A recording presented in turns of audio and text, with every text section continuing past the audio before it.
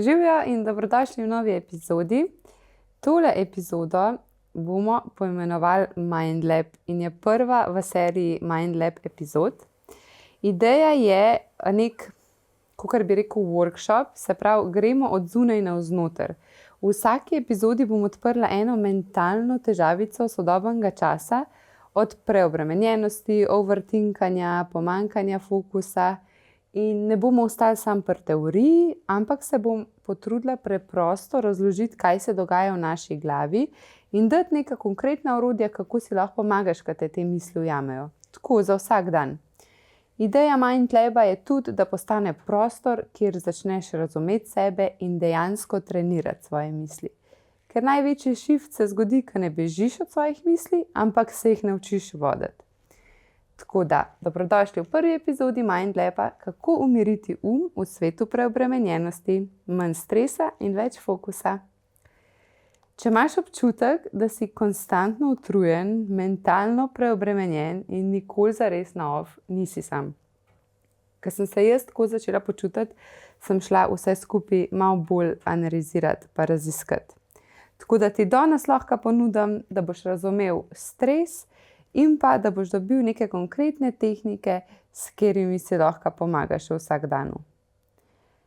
Tako da, ključno vprašanje, zakaj smo danes vsi pod stresom? Pa naj vam takole razložim. Predstavljajte si, sediš na kavču, v roki imaš telefon in v bistvu ne zgleda, da bi delal kaj posebnega. Nič tako fizičnega, da bi bil fizično zmatran.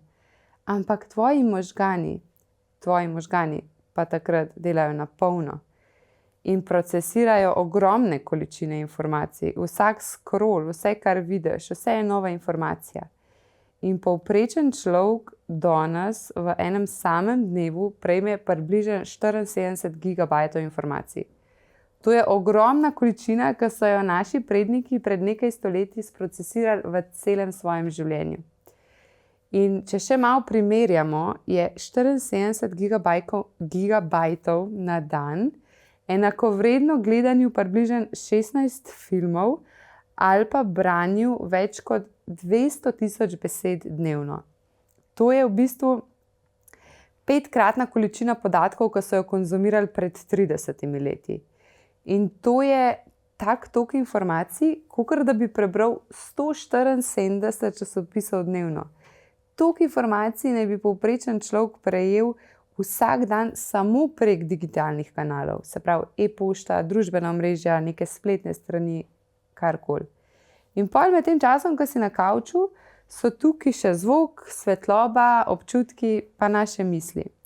In po ocenah strokovnjakov skozi naše možgane dnevno potuje med 60.000 do 70.000 misli. In enostavno ne moreš zdržati toliko fokusa na tolikih stvareh, na toliko različnih podatkih.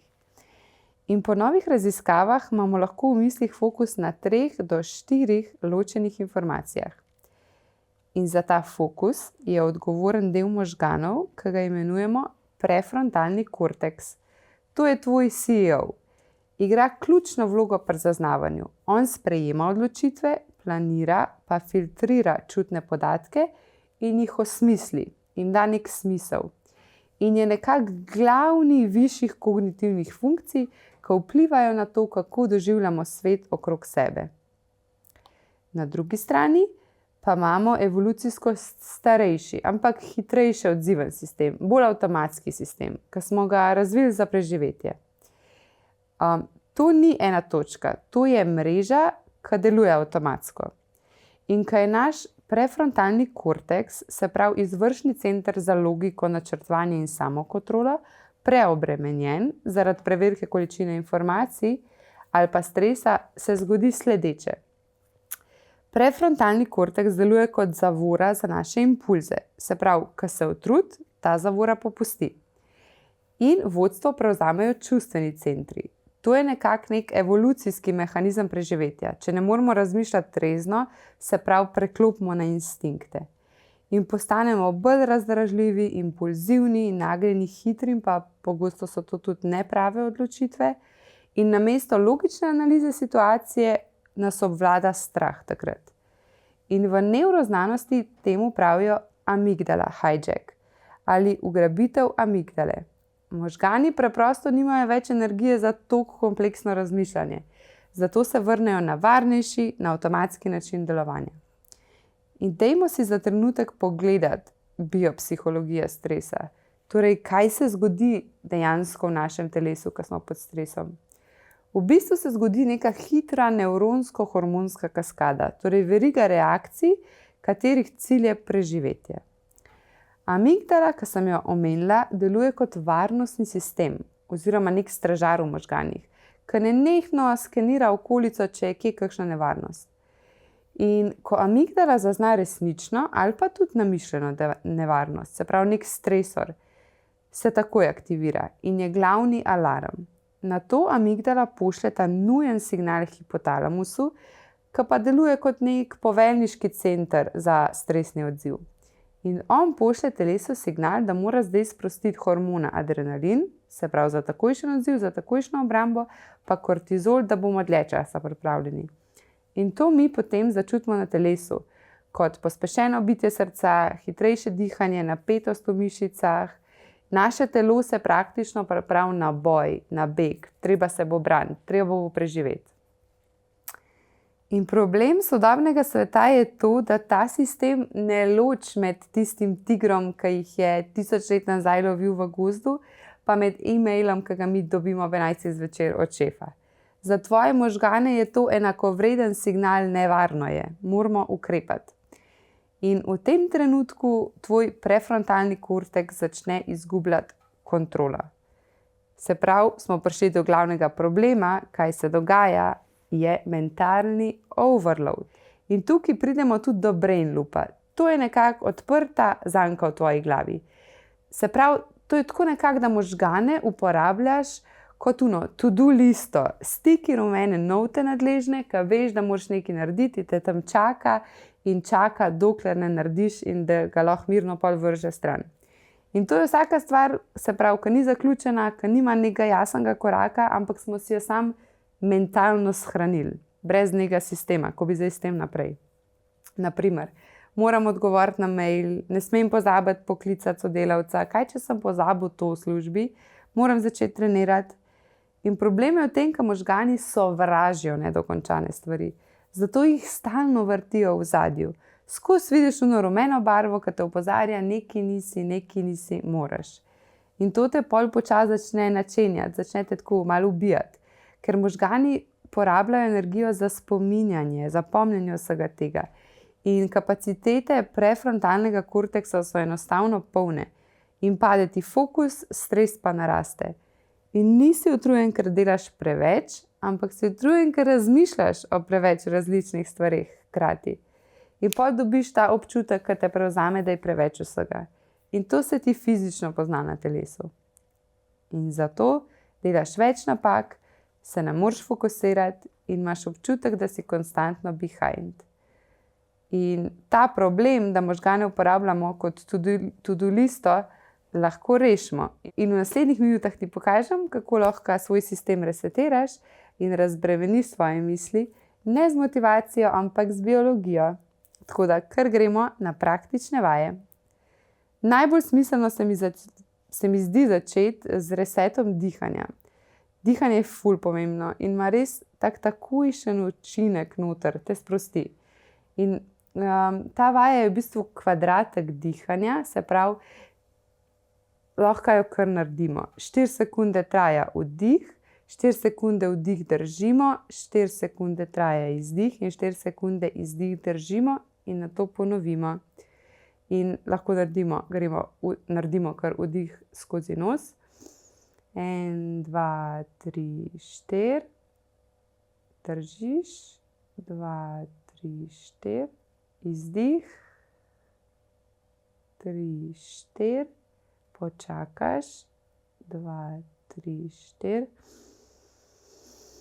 3, 4, ponoviš, še enkrat greš. Lahko ponoviš 5-krat oziroma kolikor se ti zdi smiselno, da se ti na noter umiriš. In si šteješ in ponavljaš. Kaj naredi kvadratek dihanja, je, da upočasni naš živčni sistem in zmanjša kortizol. In to je v bistvu najhitrejši hack, ki ga imaš lahko čist vedno s sabo, pač dejansko nobeden ne ve, kako dihaš. Ne v pisarni, ne v avtu, ne sredi sestanka, razen če te res opazujejo ali pa če si pri zdravniku, da te opazujejo, kako dihaš, drugače ne bo po mojem nobeden vedel, kako dihaš. Tako da je ful praktična vaja za kadarkoli rabiš. Ok, to je ena vaja, dihanje.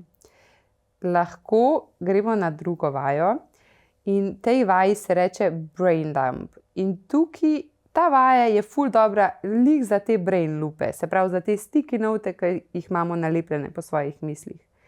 Vzamemo list papirja in si napišemo vse tja, kar ti hodi po glavi. Vse si zapišeš in sistem, ki si napišeš na list, razbremeniš. Gre iz tvojih misli, je na listu papirja. In kaj je na listu papirja, tega ne moreš pozabiti in nimaš strahu, da boš kaj pozabil. In super se mi zdi to narediti recimo sploh pred spanjem, če si tip človeka, ki se uleže v posteljo, razmišlja, kaj bi še vse mogel narediti. Narediš to pred spanjem in greš lahko mirnih misli spat, pa mogoče bolj organiziran za naslednji dan. Recimo lahko si tudi označiš na te misli, kaj lahko narediš danes, kaj lahko počaka, pa kaj sploh ni pomemben. Tako da v bistvu problem ni količina stvari, ampak neorganiziran Ampak zdaj smo pojasnili, kako se da svoj organizirati. Tako da, to je še ena praktična vajica. In gremo na naslednjo. Tretja vajica, ki jo lahko narediš za svoj je pravilo 1% boljši vsak dan. Se pravi, če to idejo predstavim po domače, je, da si fokusiran na to, da si vsak dan 1% boljši kot včeraj. Se pravi, naj ti naštejem nekaj razlogov, zakaj je to učinkovito. Ker so majhni koraki lažji za začetek. Če si zadaš, da boš vsak dan 1% boljši, to pomeni, da si lahko naložiš neko čistko, neopazno spremembo. Možgani se ne bojo upirali, ker ni treba vložiti ogromno energije. In lažje bo šlo. Pomemben je tudi tukaj, da je fokus na procesu, ne na cilju, ker greš 1% boljši vsak dan in se ne obremenjuje s končnim rezultatom. Naprimer, izgubiti moram 20 kg. Se ne fokusiraš na to, ampak se fokusiraš na majhno navado, ki je niti opazil ne boš, da si jo spremenil. Naprimer, danes naredim 2 počepa več ali pa danes pojem eno jabolko namesto čokolade. Naprimer. S tem načinom lahko tudi zmanjšamo stres in izgorelost, ker so spremembe majhne in ne pride do izgorelosti. Ker, kot sem rekla, možgani se ne bodo upirali, ker jim ne bo treba vložiti veliko energije v to spremembo. In boš tako lažji na dolgi rok pri nečem vztrajal, kar je pa pri osebnem razvoju ključno, da greš na dolgi rok. In kako bi to dejansko izvajal v praksi? Recimo, prebereš eno stran knjige na dan. Ne greš z unim velikim ciljem, prebral bom 10 knjig tudi, ampak nekje moraš začeti in ena stran na dan je tvoj 1%. Lahko si daš cilj, da boš več telovadil, začneš z 1% in narediš 5 minut raztezanja zjutraj. Ali pa se zavežeš k temu, da boš boljši v komunikaciji, pa se potrudiš, da vsak dan tistega, s katerim govoriš, poslušaš 1% bolj pozorno, kaj hoče povedati, preden odgovoriš. In motivacija pride po akciji in ne pred njo. Zato si izberi eno nalogo, izberi si čas, v koliko časa bi jo rad dokončal, brezmoten in to si daš pol kljukico in si naredil današnji 1%. Naprimer, meni se zdi tako dober ta 1% narediti zjutraj. Se pravi, ne vem, če peljem otroke v vrtec, ne da se mi telovaditi, malo bi šla mogoče še nazaj domov, pol moram itak delati, kaj čem zdaj zmeda. In nekako je moj 1% to, da se zjutraj takoj prisilim, da grem čisto en majhen krog, ne vem, če je 1 kilometer odteč. In s tem, ko odtečem ta 1 kilometer, pridem domov in se počutim nepremagljivo, kaj sem jaz v bistvu že vse danes naredila. In nekako ta 1% v dnevu, če je to zjutraj, te porine pol mogoče proti 100, ki jih boš še čez dan naredil. In tudi s tem, ko narediš neke stvari, recimo, ki jih nočeš, S tem tudi treniraš svoje možgane, jih delaš odporne, da ne glede na to, kako se počutiš, boš to naredil. No, ok, to je zdaj mogoče že tema za drugič, ampak ja, 1%, ena naloga, 5 minut fokusa, to je tvoj 1%. Se mi zdi ful dobra strategija. In gremo še na zadnjo vajico, ki jo lahko prakticiraš, to je pa digitalni reset. Zanima me, kolikokrat na dan preveriš svoj telefon, koliko časa si na telefonu. Ker a ste vedeli, da odrasli v povprečju porabijo skoraj 12 ur dnevno za uživanje različnih medijev. 12 ur, to je polovica dneva. Potem na spletu povprečno preživimo več kot 6 ur in pol na dan, se pravi na internetu pa na družabnih omrežjih. In velik del tega procesiranja poteka hkrati. Naprimer, ko sem omenila na začetku, da si zvečer na telefonu, velikokrat si na telefonu medtem, ko gledaš televizijo, kar sam še poveča to kognitivno obremenitev. In si lahko postaviš neki izziv, kakorkoli se omejiš, da si dnevno brez telefona. Pa se preverjaš, ali kako naj rečem, in zvečer lahko preveriš, koliko časa si dejansko bil na telefonu. In začneš temu mogoče malo slediti in si lahko bolj zavesten pri uporabi medijev. In pa si poiščeš neko alternativo. Greš na sprehod, uživaš v miru in tišini, ali se pa dolgočasiš. Ker v dolgčasu se začne kreativnost. Malo smo pozabili, kako je po moje, kad je tisti za zares dolgčas. Predstavljajte si ljudi, ki so bili v kameni dobi, koliko so bili kreativni, kaj so oni vse v svoje jame risali in tako. Mislim, zaradi tega, ker jim je bilo po moje dolgčas in so se mogli nekaj novega spomniti. Tako da dolgčas je ena alternativa, da se resetiraš. Tako da, če povzamem, pomembno je dihanje. Dihanje umiri tako fizično telo, kakor misli lahko razbremenimo s tem, da si stvari zapišemo, da imamo na listu, smo mirni, jih ne pozabimo. In pa, da greš v fokus in si s tem nekako povrneš kontrolo nad svojim življenjem. Ne rabi spremeniti celega življenja danes, ga tudi ne boš v enem dnevu, ampak je dovolj, da začneš z enim zavestnim trenutkom in z enim majhnim korakom v ta pravo smer. Tako da te povabim, da narediš eno vajo, pa se opazuješ, pa nam lahko sporočiš razliko. Tako da hvala, ker si danes poslušal tole epizodo, in se poslušamo v naslednjih. Spet sem skoraj pozabila, kartico potegniti. Ok. Jo.